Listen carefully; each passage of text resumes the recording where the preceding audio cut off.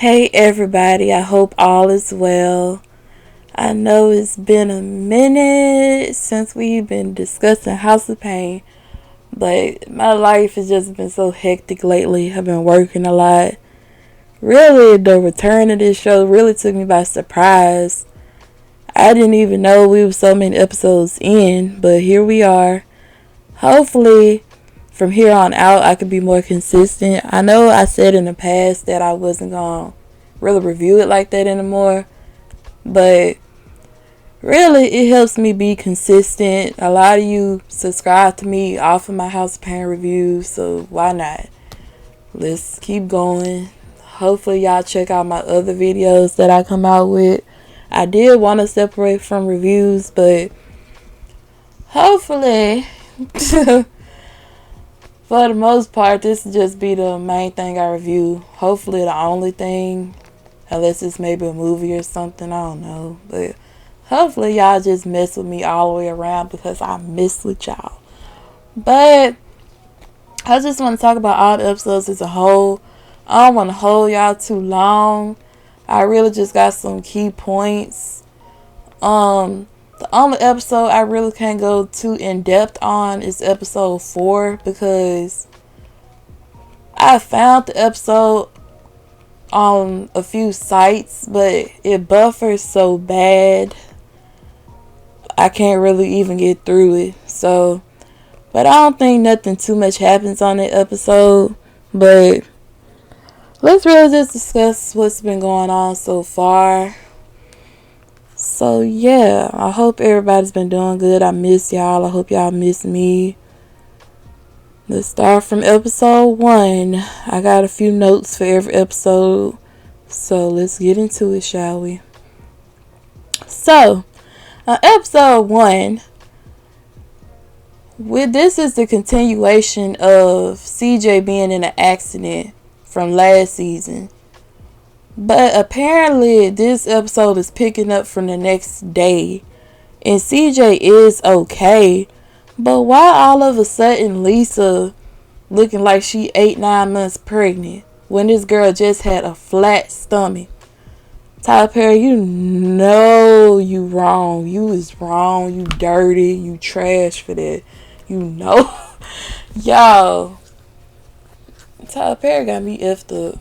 Like, you went from this girl having this flat stomach to all of a sudden look like she 8-9 months pregnant. What is you doing, Tyler Perry? You could have at least had the girl had a little bump, like maybe she was 3-4 months. This girl all of a sudden look like she 8-9 months. Y'all, and we just supposed to just go along with this, like, we don't know what the real is. And CJ is fine. But apparently I heard that there will be no Janine or Jasmine this whole season. And to be honest, it's just crazy to me. Y'all would put CJ through this storyline and his wife is nowhere to be found. Of course they're making up excuses and stuff. But still, for this man to be in a serious accident like that, it seemed like his wife would be around, put whatever to the side for to be there with him. And I love me some Demetria McKinney, but I'm really wondering at this point, should she be replaced? And I do not want that, trust me, because she just got replaced on Saints and Sinners, and I loved on that. She was the main reason I watched this show. I ain't even been watching it this season because she ain't on it no more. But I don't know how can you carry out this storyline. Janine's there. She ain't never here. Like, like she couldn't pop in 1-2 episodes this season. It's just not a good look to me. How do y'all feel about that though? Do y'all feel like she should be replaced? I definitely wouldn't want Jasmine to be replaced neither. But it seems like she'd have been on there more than Janine has lately. And I know Demetria McKinney has a lot going on. She has other shows, projects, and stuff. But it's just not a good look. This man is just in his house. Now, this man has a wife. And it's like, it's a single man who still got his kid living at home, and his kid just got some girl pregnant. Woo woo. But that was pretty much that. Like I said, I'm only trying to talk about key elements since we got 5 episodes to cover. And I had to delete a lot of stuff on my laptop to make room for this because I didn't have no type of room. But let's keep going. Episode 2. Calvin wants to throw Laura a dinner. So he asking Ella how to make lasagna, all that. And I said last season that I liked Laura. I actually forgot. She kind of got the little Portia thing going on. Like, Miranda used to vent to you about her husband. Y'all was co-workers and stuff. Y'all was cool. I ain't gonna say y'all was friends, but y'all was cool. And now you with her ex. That's crazy. And Laura cool, but I want to see more depth with her and Calvin. It's not really much there for to make me be like, oh yeah, I see why Calvin feels like she's the one. He'd feel like a lot of girls are the one. But it's really not nothing they're presenting me with yet for to make me feel like she's the one for him, or I see why he likes her so much. Low key, I am starting to get the vibe that maybe he just wanted to move on from Miranda, so he picked her. And we have CJ still trying to recover. He has a lot of back problems now, aching a lot. And apparently Curtis is on this barbecue venture. I kind of missed that, but apparently this was going on with him. And then we had Malik and Lisa coming in arguing and all that. I ain't really into them, but I did kind of actually like episode 2. And seeing everybody come together, I really enjoyed that. Episode 3, Malik nor Lisa can cook for themselves. Ella cooking for them. And I'm like, Malik is a grown-ass man. Lisa is a grown-ass woman. I don't care if she pregnant a lot. A lot of pregnant women do a lot while they're pregnant. She can't do basic household things. And I ain't saying every pregnant woman is the same, but Lisa really just give off she's sorry as fuck vibes. Floyd is introduced back in the show, and he basically telling Ella that you setting up all these mammograms for all these women, but when the last time you got checked out? And I forgot, on episode 1, apparently Bart, the big white guy who used to be on House of Payne, lost some type of benefits or something. So I guess we ain't gonna up see him as his ass on here again. Probably none of them, but you know. But Ella had a mammogram. Well, she missed it from the previous year. So she gets one, and apparently she does have a tumor. Floyd and Miranda are trying to be there for her through this process. Later on, it comes out that she had a biopsy, and the tumor ended up being benign, which is a blessing. Because I honestly thought they was going to try to drag this out to be a storyline. And I was like, damn, Curtis ain't even there for to be some type of vessel.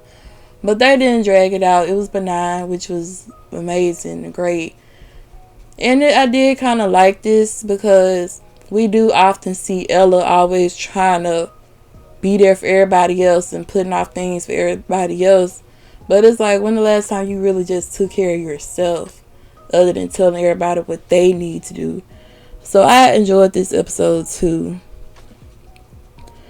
And Malik basically lays down the law because he's taking on a lot of responsibilities due to CJ kind of being, he's kind of down for a minute and Lisa don't do nothing.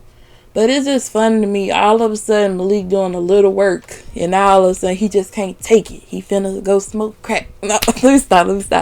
Because, y'all almost said, he finna go smoke crack. What you mean? I'm sorry. But it's like all of a sudden, you just got a little bit of responsibility, because y'all never do nothing, and you already can't take it. And he did have a lot on his plate, granted. But it's just funny to me. Malik laid down the law like that. And CJ is yet to do that with them. It is weird to me. Now, y'all, what is y'all opinion on this? CJ basically told him later on, I want you to have all these responsibilities. You still in school. You're my son. I'm the father. But CJ, you're older. Malik is a grown-ass man now who has a family on the way. Soon, you raised Malik up. Soon, it's time for Malik to return that favor, which is now. Once you grow up, it seems quite natural for you to take care of your parents once it seems like they start to return back to the form of being dependent almost. And I ain't saying you gotta take care of your parents and all that, because you didn't ask to be born. But still, I don't know why CJ feels like he still has to be, yeah, you're still his father. Yeah, you should still want to help him out because it's your baby. But still, he a grown man now. You need help, CJ. Your wife ain't there. Your daughter ain't there. That's the only one who really there. And still, Lisa, she ain't doing nothing. Then later on, she was like, oh, she could help the twins do some type of project or something. Oh, Lisa's just sorry.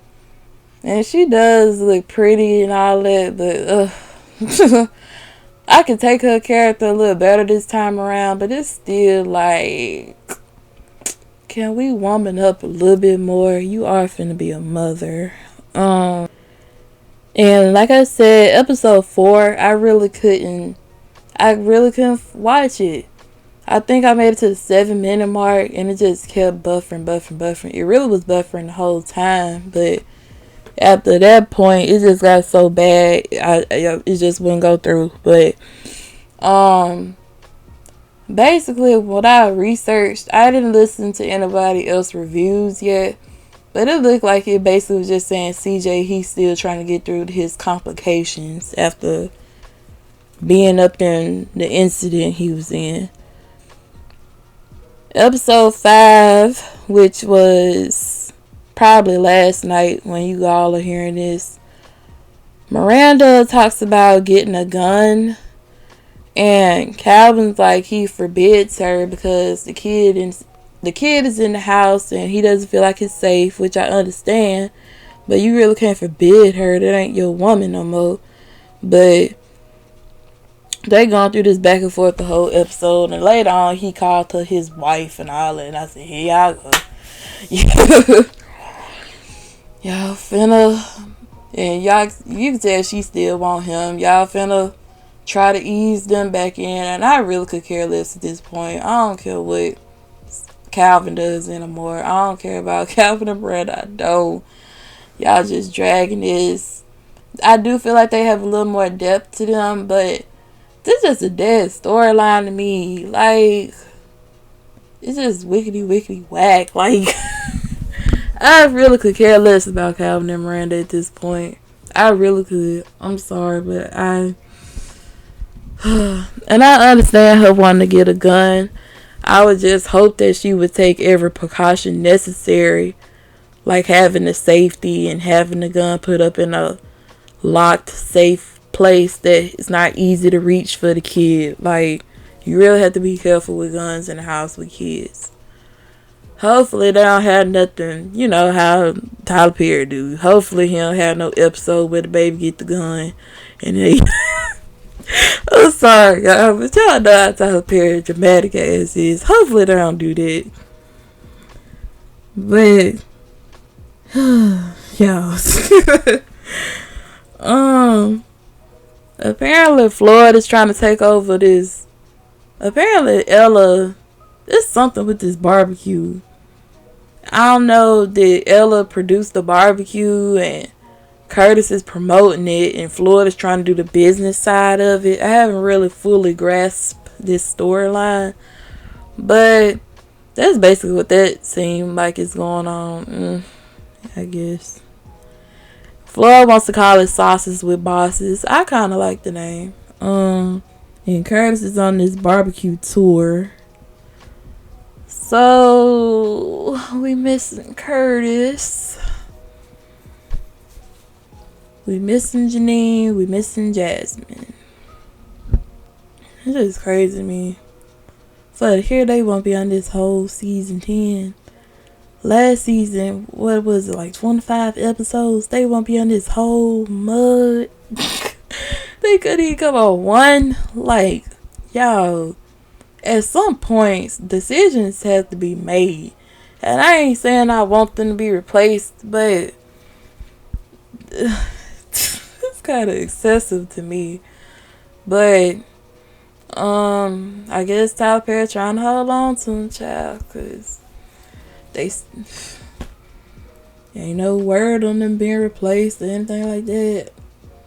I guess they still in the credits. I haven't really been paying attention to them. But this has Payne so far.